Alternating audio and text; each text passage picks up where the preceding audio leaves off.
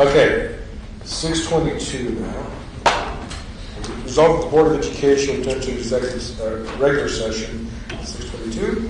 Motion, please. Motion. Second. The Drake. I'll second the call. All in favor?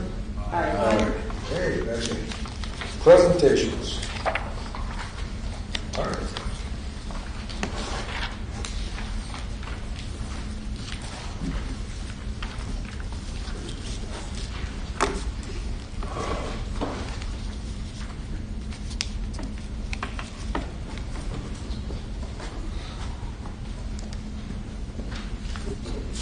So, on behalf of the Board of Education, it's my distinct pleasure, somebody who's helped my kids through their elementary careers and helped thousands and thousands of other kids have a good morning and a good afternoon for sure. We'd like to recognize Carolyn LaValle and her 23.4 years of dedicated and outstanding service to the school community.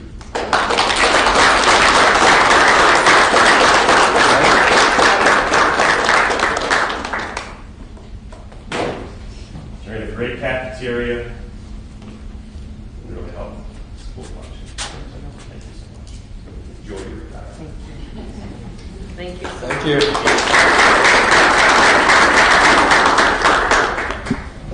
Carolyn, especially the Thanksgiving dinner. Yeah. We love that. Garth Rochette would have said chicken patties, I'm pretty sure. Oh, yeah. My kids absolutely say it's a Thanksgiving dinner. It's the best meal of the year. No question. It's good stuff. All right. CSC, CPSC trend and projections.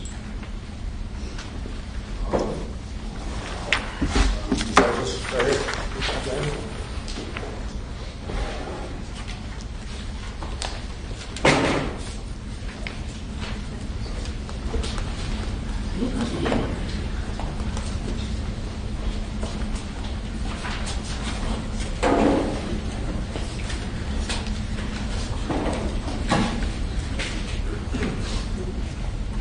Good evening.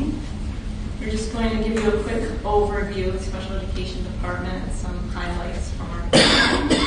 The first slide, our timeline, which you would have seen this before, is just kind of an overview of our process when we get an evaluation and steps that we take prior to a child being classified as a student with a disability. And our department overview, and we got into this a little bit last time we spoke about just the programs we offer in each building in the district. We have a wide variety on the continuum from just related services to integrated services all the way up through self-contained classrooms. And then you can see that last bullet shows the number of staff we have, and all of our teachers, related service providers, aides, crisis counselors, all of just special education staff. All of this, of course, can change year to year depending on the students we have, the needs we have. We might change programs a little bit. Staffing, obviously, would change as well. Same with preschool. We have 4 integrated preschool classrooms within the district. We also offer itinerant services for preschoolers and preschool evaluation. So each year, we are evaluated on many different indicators through the state education department, and we have these are just some highlights of some of the areas that we definitely meet our New York State target. Graduation rate, you can see, has been increasing, and you see the target over the last couple of years has been 71% or higher. We've met that, and the dropout rate has decreased. We've met that target. Something to keep in mind, of course, is that those state targets change year to year. They not significantly, but they gradually increase every year, so we have to stay on top of improving in all of those areas. We also meet or exceed the targets for suspension rate, the number of students served in separate schools, parent involvement, and least restrictive environment. You can see that the highlighted number, our most recent data year, we have 63.8% of students that spend 80% or more of their school day in the general education setting, and the state target is 60% or greater. So that's something we continue to improve every year, and we keep working on. Our preschool, our numbers are very good because we operate our own integrated programs. So you can see we're at 62.3% of those students that get their services within a regular early childhood program, which is within our UBK, whereas the New York State target's only 39.5. But we've been able to, having our own programs has definitely helped us in that area. Now, challenges, potential budget challenges. So our funding for special education, we get some funding from IDEA and the federal funding, and then high-cost staff reimbursement. So if we have students at, for example, CPES, or we have students in the district that are in a smaller program with fewer students, they might have an aide, there's an aide within the program. Those students' higher costs, there is a percentage reimbursement to get over our threshold. If we look at the challenges for budgeting, you can see staffing, we've talked about before, it's a challenge right now, staffing to be fully staffed for aides, certified special education teachers. We currently have 2 long-term sub-openings that we're trying to fill. And related service providers, we've had a physical therapist part-time position open for almost a year, and we just recently got an applicant. So that is a challenge in that we have potential legal issues arise if we are unable to meet IEPs that are in place for students. If a student is supposed to have an aide and we are unable to staff them, that causes potential issues. We also, along the same lines, the lack of preschool providers. However, this is a little different in that when we don't have preschool providers, those students aren't getting that early intervention that they need. So when we see in the kids that are here in UPK, for instance, that are getting special education services, we see a lot of those students are declassified by the time they get to kindergarten because they've gotten those services and they've made such gains. But if we have students on a wait list and they don't get those services, we can anticipate that they're going to have those needs as they enter kindergarten, which will increase our staffing needs at that point. And currently we have 18 preschoolers on a wait list for services. Outside placements, this has been brought up before, that there's currently no openings at Champlain Valley Educational Services for the special education program. So as a result, we do have some students that we're unable to place, but we do need to provide a program for them. And the next step on the continuum is a residential placement. That's obviously the most restrictive placement we can do, having to remove a child from their home and having to go live at the school. We've had students before that have been placed by the community, like the Office of Mental Health or Department of Social Services, and we're responsible for that education piece. But it's been many years since we have placed a child in a residential setting. But we do see where it's occurring as a result of just a couple of things. I think an increase in social emotional issues and also a lack of placements. Director Pepe talked about the Can you expand on the acronym ELO, McKinney-Vento? So this first slide is our McKinney-Vento eligible students. New York State also refers to this population as homeless. So these are students who lack a fixed or adequate nightly residence. So they could be living in a hotel, they could be living in a camper, they could be living in housing that is overcrowded or substandard. Our most common number as a whole are students who are, the New York State calls doubled up. So the most common scenario is a parent moves in with their parent. So the student is living with their grandparents, and they enroll through McKinney-Vento. For financial impact, we get reimbursed for students who first become homeless in a district other than Beekmantown. The typical reimbursement is approximately $6,000 for a student. If that student has an IEP, if they have a disability, the number can be $30,000. And if that child attends CVES, I believe it's a dollar for dollar reimbursement, so anywhere from $80 to $100+ $1,000. So these are our numbers of students, and I think right now we're at, on Friday afternoon, it was 61.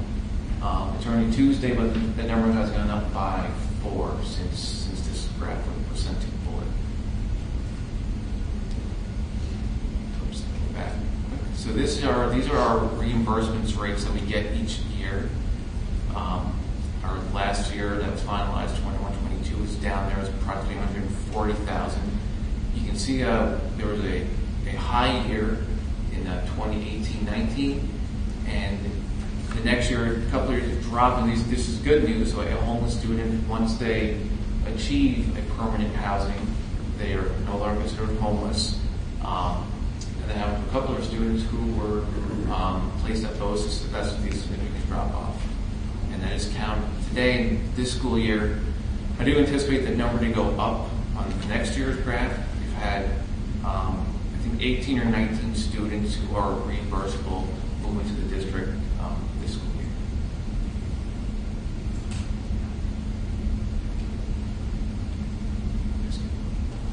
This is next slide is students in foster care. I kind of broke it down in 2 ways. There's students who they first enter foster care when they reside in the Beekmantown district, and the other number is they enter foster care in another district outside of Beekmantown, but they are in Beekmantown. So that latter group of students who originate elsewhere, there are reimbursements through the state system, typically from the school of origin, throughout that child educational process.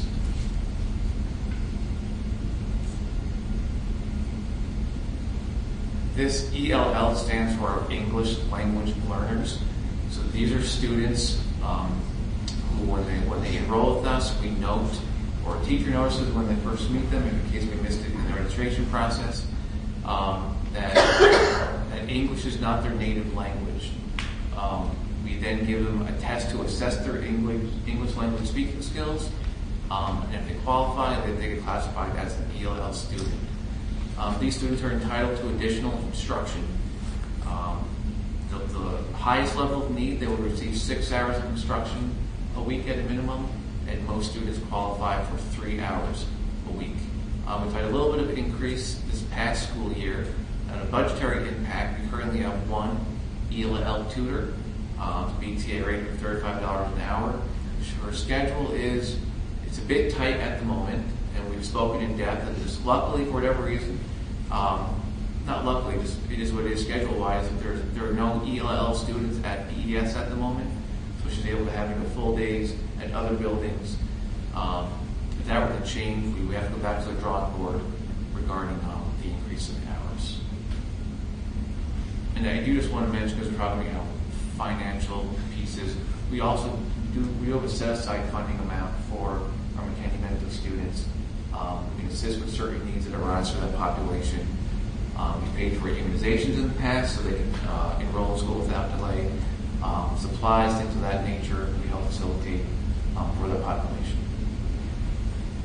Just one other challenge I'll mention is transfer students. We've had, for example, 12 students with disabilities transfer into the district just in the past week. We have new housing development within our district, so we're seeing a lot of enrollment and increase, and obviously that is impacting our staffing as well. So 2 students with AIDS, for instance, transfer in, so those are additional positions. And questions?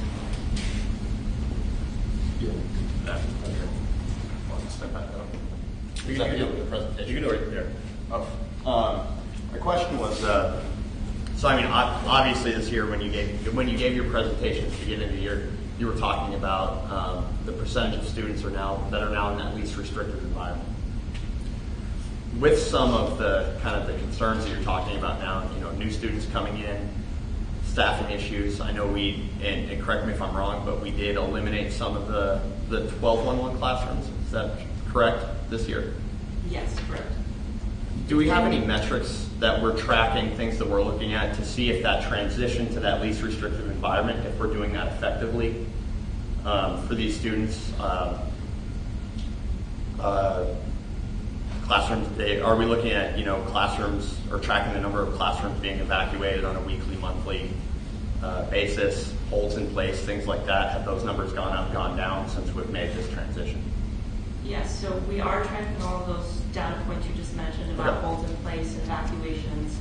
I'm sure we'll get on that at a later point, but those things aren't always necessarily directly related to special education students. Understood. As far as like the least restrictive environment, we have to look at that individually. So like if a student is moved out of, say, a 12-on-1 classroom, are they being successful in that classroom? Absolutely. So everything is really individually based in special education. So the other thing we look at is we don't necessarily, like when we make program changes, for instance, a 12-on-1, like at BES, we've talked about there's one 12-on-1 this year at the younger age level. But there were only 3 students recommended for a 12-on-1 at the older age level, which isn't an effective program for anyone involved. So there's other factors that go into why you might, it's not just for, okay, let's make sure these kids get out, but how can we best meet their needs with what we have? So sometimes students, typically, we want to look at, we have to look at what can we provide them in the general education setting to make them successful. Sometimes students, we get them there and we give them as much support as we can, and if it's not working, then we need to look at a different placement, absolutely. But it is hard to look at that because of the unique needs of each student. It's hard to just say, well, this works or doesn't work.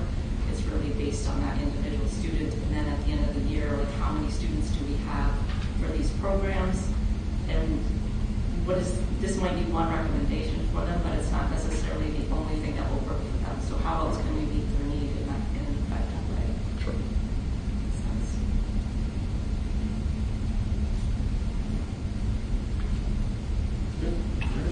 Any questions?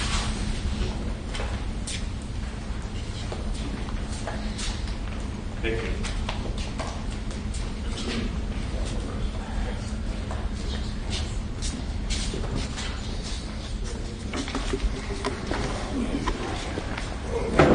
Thank you.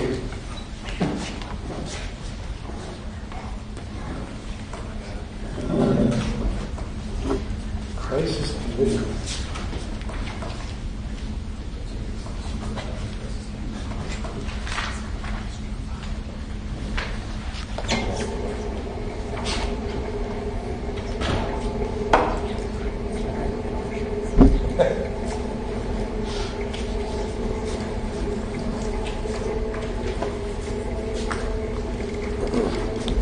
Thank you.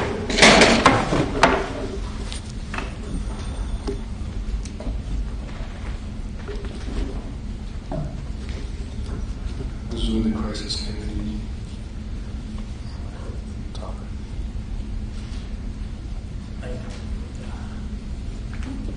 You want to move to the crisis committee? We just, was there anything else on CSD trade projections? We just finished, right? All right. So the next one on is crisis. Good evening, everybody. I think we're just going to start tonight with, the crisis plan. I think you probably get it in the word portal. I'm not sure if we do or not. I can speak to the crisis plan of actually utilizing it. Unfortunately, my first year as a principal of Beekmantown High School, we did have a student suicide. And this plan right here was my saving grace. I will tell you, it gave me a structure that morning when I received that phone call at 4:30 in the morning from a sister. It gave me clarity. I think in that moment, your mind just goes all over the place. Where do I need to go? Where do I need to start? How do I need to start this process? Who do I need to contact? And your mind's just going 100 million different directions. So having this plan to go to that morning, like I said, was my saving grace. And it worked tremendously well. It gives you step-by-step of how to approach the situation, getting our team together. So that portion of the plan I can fully support and make sure that it works. It's been in process. And like I said, it was one of those things that I really hold tight to. I think the part of the plan that's been coming up a little bit more often recently is the memorials. And I think understanding the memorials and where that section came in, and I think we all can remember this is a living document, right? So when they developed this process, I wasn't part of the first process of this, but they did go to a lot of experts, had a lot of information, and that's what developed this plan originally, was talking to those people, doing the research on that, and making sure we had the most up-to-date information around suicides and crisis. And I think as you go through these processes, even with the student suicide at that point, you encounter a lot of different things, right? You encounter one of the big things that does come up after are the memorials, and having parents reach out to their loved one and wanting to do something for their loved one. And I think that is the most difficult part when you're going through these type of things, is how do you basically say one death is more important than another? And I think that's the part of this plan when you look at memorials is, right, in a public setting, in a public school, when someone asks you to do a memorial in the school, right, how do you put that in play? How do you put it in play properly so that, you know, you make sure it's not, everybody's involved, right? Because in a public school, if you force it upon a school day, that's something that's going to happen across the board with everybody, right? There's no decision if you want to participate or not. And I think that's the nice part about the plan, is we did talk about having the ability to go and do these things on a Saturday outside of school, having some memorials, but not putting them during the school day. Letting people choose if they want to attend a memorial rather than embed it into a school setting. And I think that's really the process. If you get to on page, I did some highlighting on there. If you go to page 11 and 13, and those that's where you start to get memorials, and that's where you start to get into where the plan originally was more geared a lot towards the suicide portion of this. When we met as a crisis plan team recently, we talked about that part of it, right? It should be more broad, maybe, of being, it's not just a suicide death, it might be it's just death in general. So looking at that piece of the plan and widening that scope to more death rather than just going back to the idea of suicide. So I know it's, like I said before, it's a living document. These are things that we want to discuss and continue to discuss. I think that's why it's in front of everybody at this point, is how do we want to approach those memorials? I know for someone that's lived through it, I think it's nice to have the ability to say, unfortunately, death is a horrible thing. But I don't want to be the person on the other line of that phone call from a parent saying, we're going to do a memorial for this student, but we're not going to, do it for this student. That's the hard part I run into. And having a plan that says a death's a death makes it more concrete, and it makes it where we can fall back on a plan and be consistent. It doesn't say that we can't develop within the memorial saying that, outside of school hours, we can do these different things, scholarships, there's ways in here that are mentioned that we can memorialize, people. But I think the idea of individual memorialization makes it very difficult as a school leader to kind of decipher between that. Once you get into that, where does it end, and how do you make that distinction between them? So I think that's the hard part with this that we're looking at. I don't know if there's any great answer, clear answer, but for me in the trenches when I'm dealing with this type of stuff, it is nice to have a nice concrete, this is it's death, and this is how we deal with it. And I think that's the part that we're trying to kind of mull out at this time. Matt, just to reiterate for the board, in that subject category, when the crisis plan was being created, we went out and looked at the experts in the industry on this subject, and that was used to help develop this plan. Is that correct? Correct. And I think a lot of it came about with the suicide Cartesian. I think just in general, death Cartesian, right? It's one of those things where I know one of the things that was really difficult when we had the suicide my first year was just students wanted to put things on the students' locker, right? We had the sister of that individual on our campus every day, and she'd have to walk by that every day. I don't know how that would impact her, if it was a good memorial, or if it would ruin her, So that's the part you got to look at with this plan, is how does it impact every student in our building as a whole, and how that might be a negative connotation if something is misconstrued One of the things we did was really good, I thought, was we did have a book in the counseling office where students could come down and sign the book for the student. Reason why we had the counseling office, right? The counselors could get a pulse on those students coming down. Look, and then they'd be able to meet with that student after.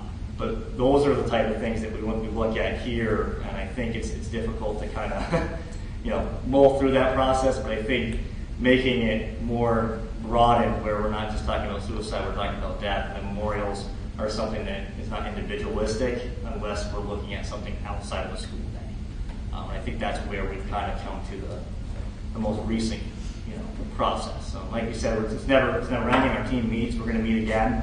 And we want to hear all the opinions. Believe me, I'm all for whatever is the best practice and whatever our teams want to do, our committees want to go with. But I can assure you, what we have is a great plan, and I've been able to utilize it. And I think the moldness of it was the last part. There's the memorials. That's the part that I think has come up recently. That's a little bit more sticky, and it's hard. It's one of those ones where it's hard to talk about. It's hard to tell families. It's hard to work with families with it. And I've been there. I've been on the line. I've been face to face with families, and falling back like we always do with policy, right? Falling back on the policy is important. And if we have it black and white, it's supportive of our administrators, supportive of our building, it's something we can fall back on. So I don't know if anybody on the crisis team has anything else they want to share. I know I've depended on our crisis team many times. It's one of those teams that you don't want to call, but it's really nice that they're there when you do have to call them. And like I said, that was the day after Christmas. I'll never forget it, December 26th.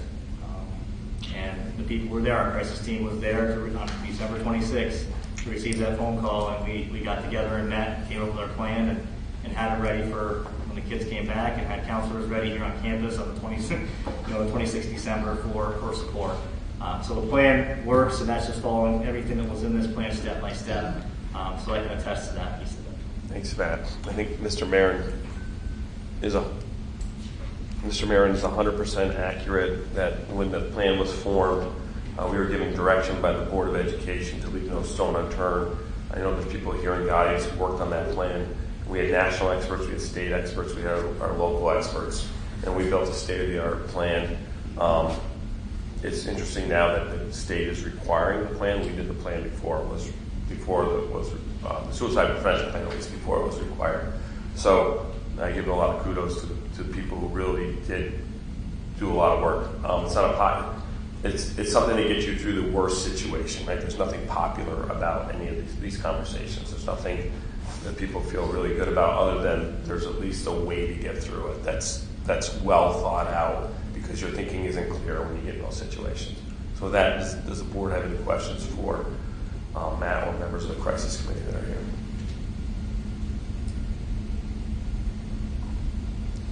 All right. Thanks, Matt. Thank you. All right, going to the public comment. Is anybody here for public comment? Before I go into this part. Okay, nobody here. Moving forward. Reports, Superintendent Maddox.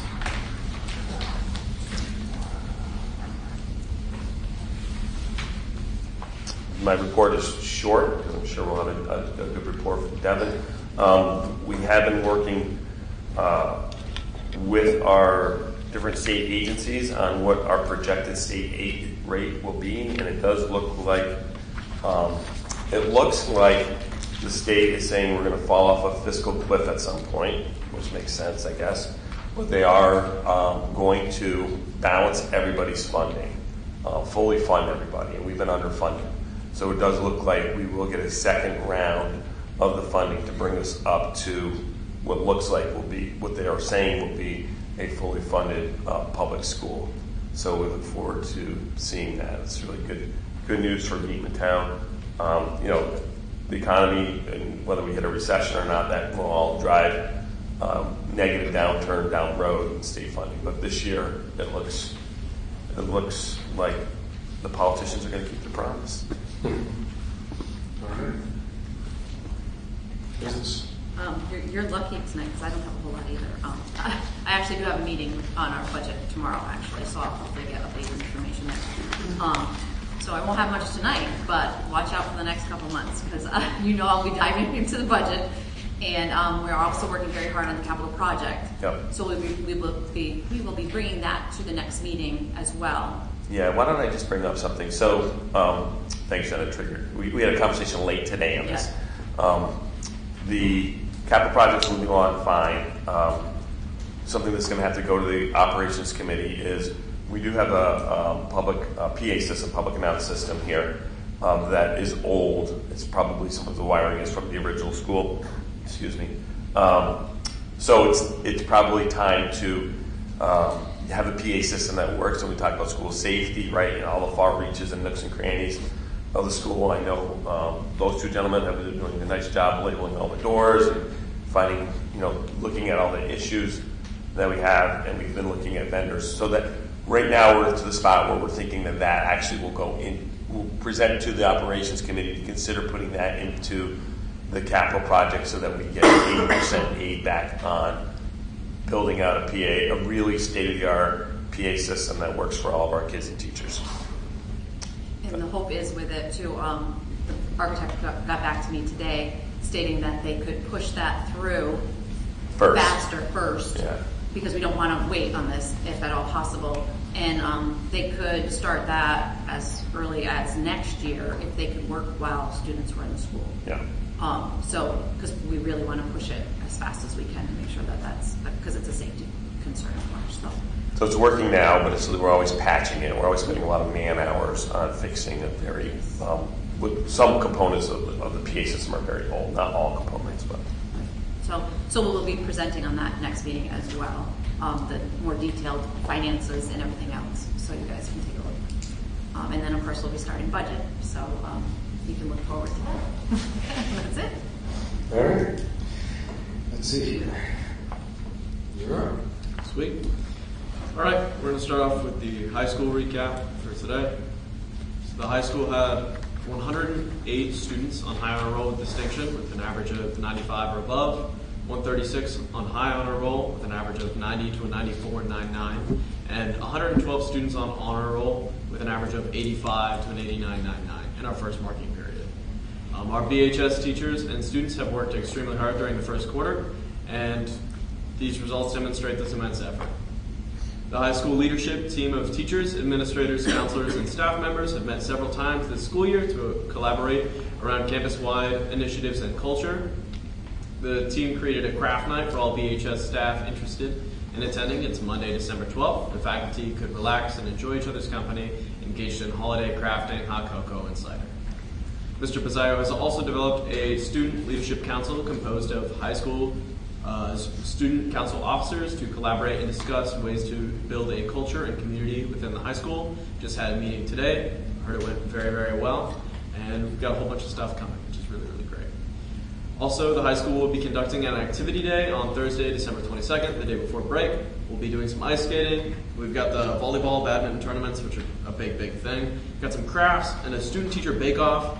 So Miss GL and Kimmy Gadway have got this whole thing. It's going to be great. The student council gets to taste them. Very, very excited for that.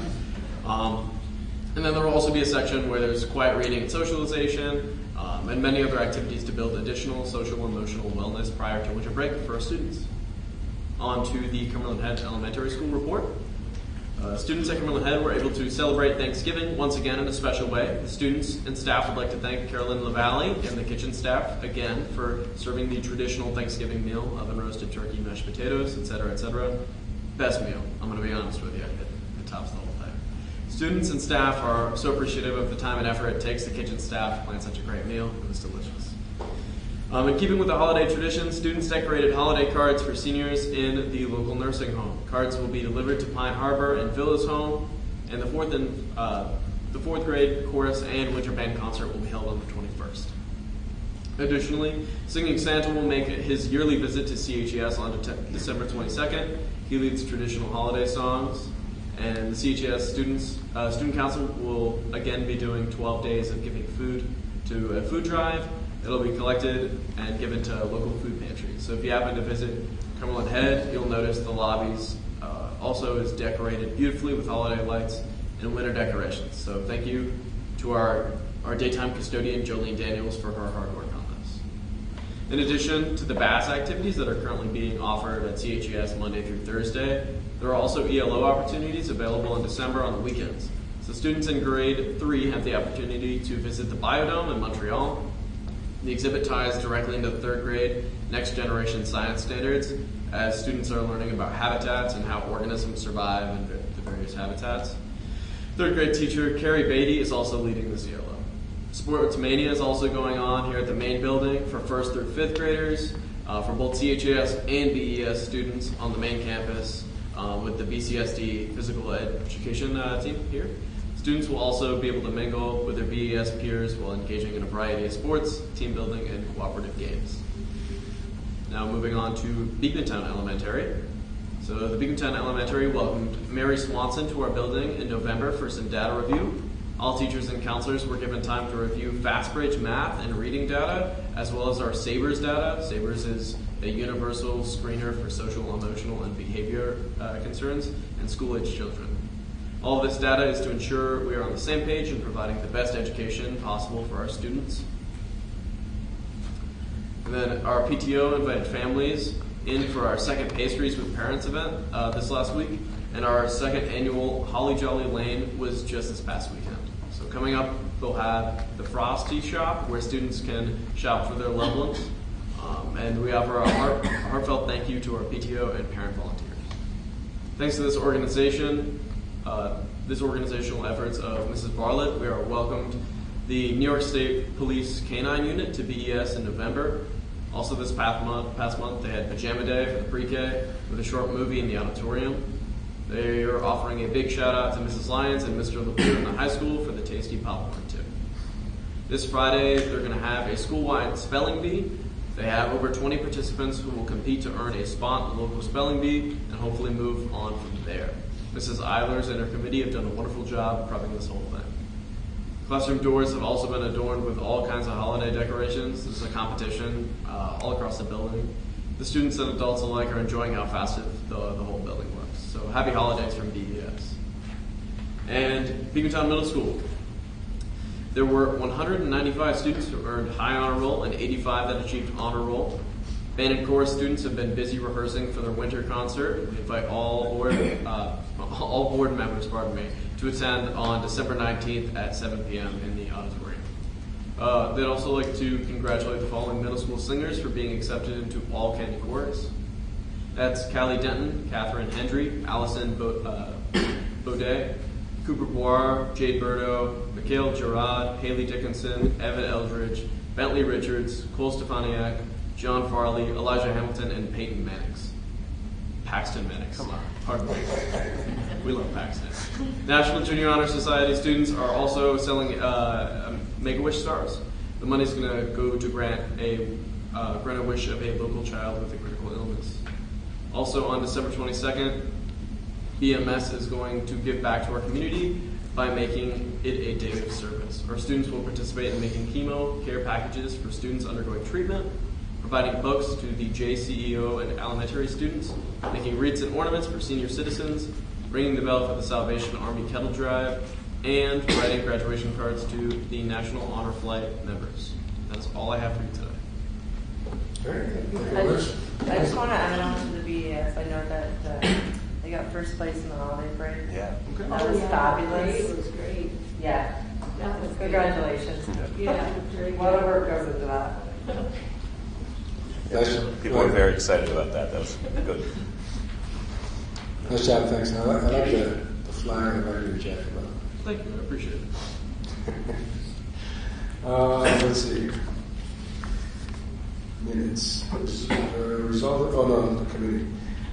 Policy. Do you want to cover that? John, you were there. Do you want to tag team this? Okay, I'll jump in when All right, fair enough. We have a couple policy changes. One of the big ones is about 11 years ago, the board passed a residency requirement where they were no longer accepting tuition if you wanted to attend the Beekmantown Central School District. And there's a couple ways in which somebody can attend. There's a couple avenues and exceptions, I guess, to the rule. And there's a new one being added, and that is, and the board has discussed this before, if you've gone to school at Beekmantown your whole career and you finish your junior year and say your parents move out of Beekmantown, you can still stay here and go to school here. So that's one. And let me know if I'm missing anything. I know we talked about this in agenda setting. The other policy, there's the DASA updates, the Bullying DASA Policy Dignity for All Students Act. Those were more getting in line with the changes to the laws. And we've met with all the people who do the DASA work to review the policy changes. It's more, so you should see more DASA. Every school, if they're following the law, probably should have more DASA complaints, because before in the act, the language was like a pattern or continuous behavior, and now it's just one act can be considered. If it's severe enough, it has the impact, or could reasonably, I think the language is could reasonably have the impact, should be labeled and treated as DASA. John, what other? I think on the senior remaining, one of the things that changed is that the original policy was set up that if they moved out during the school year, starting after the first day of school, they could continue on. And we pushed it back to as long as they finished the junior year. So if a child was moved in the summer, they could still come back and finish their senior year here if they've been here the whole time. In consideration of those kids that are longtime members of the community. Yes. The naming of the facilities and memorials, I know that triggered, whenever you hear memorials, it does trigger conversations with people and concerns. That was all based on, we don't collect money at different sporting events anymore, but I think I know some people wanted to do a fundraiser, and they wanted to do it, I think, in the name of somebody, and we don't necessarily do that. But we talked to the people and said, why don't you, the person died of cancer, why don't we do the fundraiser for cancer? We've always done these cancer awareness days around school, and then you can make the donation of what you collect in the name of that person to the Cancer Society. So that worked out well, but we just added some clarity to that process. We have 3 therapy dogs. We wanted a policy on therapy dogs in school. Executive session changes were just changes in the law, just adding clarity to the public, and then the rest were the DASA issues. And then there's one on for special education, independent education evaluation regulations, and that's just again a statute change that drives policy change. All right, John? Yes, absolutely. And I appreciate the fact that we keep in touch with the state school board association, providing the updates for us to work from, so we're not starting from scratch. We're not making up stuff. Let the experts do it. All right, negotiations.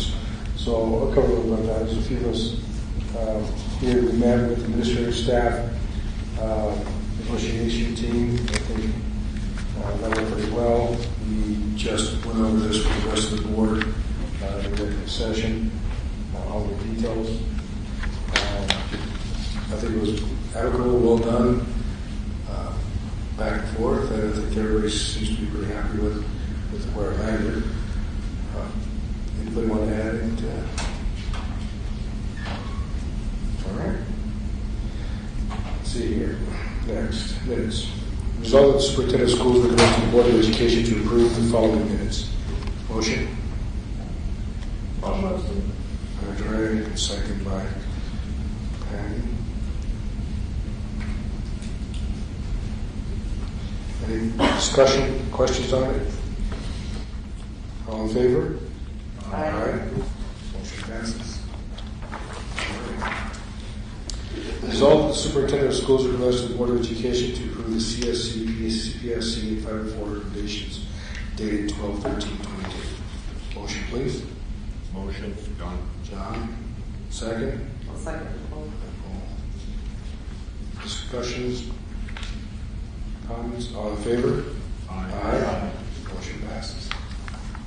Personnel. Resolved that the superintendent of schools recommends to the Board of Education the following resolutions on this consent agenda: resignations, creation of positions, appointments, and retirements, and are hereby approved. I'll have a motion, please. Motion. All right. Chris? Second. John? Great. That's great. Oh, Sorry, great. I should have said that. All right. Could do some discussion on this because there's some new positions added. Yep. And So we've had a vacancy in driver's education, so that's a new one that came on since the meeting. Mike Douglas was a teacher from Willsboro who has moved on to be the Willsboro principal. He wants to transition. He was at Willsboro, he was the driver's ed teacher, and I think the head teacher, and I think he had one other job. He really loved the driver's ed piece. He transitioned into administration, has been the principal for a couple of years there, and saw this vacancy and wanted to move back into the teaching field and be a full-time driver's ed teacher. I know that that's something that we value, the school community values, and it's been a posting that was vacant since Bradley Countervine left at the end of last year. There's just been a couple of switches in positions with Katie Dupree and Bridget Hart exchanging their, wanting to exchange their positions, and we're allowing them to exchange their positions at Cumberland Head. I don't know, is there another piece in there that you wanted? yes, there's new positions added too. Oh, the new positions? The creation of the new positions? Yeah, so if you're referring to the titles that we're adding. Yes. So that we're adding titles to try to have, in order to try to retain more employees, adding titles to give them a career ladder, something to aspire to. A good example is we had a long-time custodian who retired 2 years ago, I think. Legendary, just amazing custodian. He came in as a custodian, he left as a custodian. He did an amazing job every single day. We've got a lot of folks like that. We've been fortunate. But there's nothing, there's not, they come in and they stay there, and hopefully they value the work. But now, when you add titles, we can move people, based on their performance, we can, move them up into a title that fits better for them. So that's the idea behind that. It's just retaining, trying to give a career ladder in the hopes that people have something to aspire to. That was a good idea, thanks. Any other discussions or questions on this? All right. All in favor? Aye. Motion passes.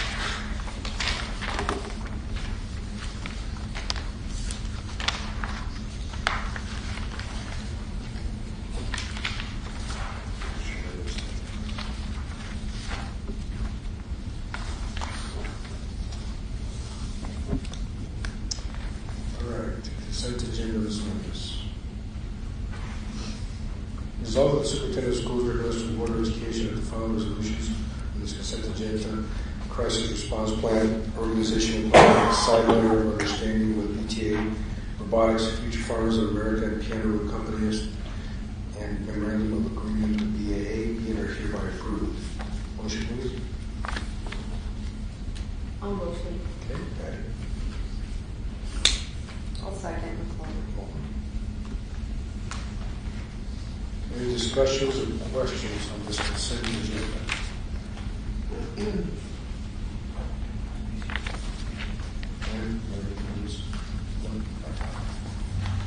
All in favor? Aye. Motion passes.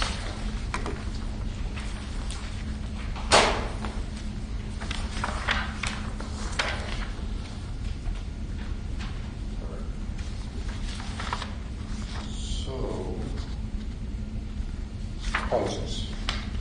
Resolved that the superintendent of schools recommends to the Board of Education to approve the following policies. Motion, please. Motion. John, second. I'll second the call.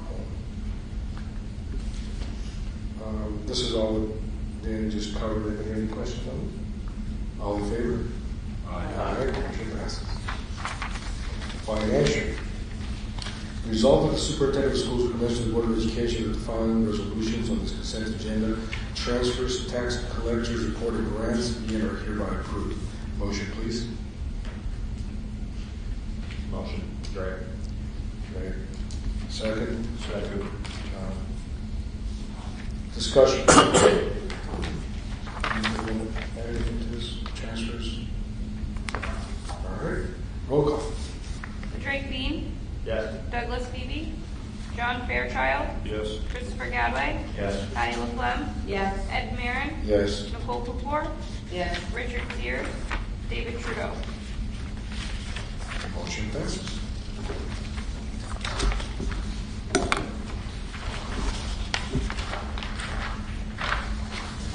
Nobody here for public comment again? Clerk Pro Tem. Go to executive session. Resolve the Board of Education appoint.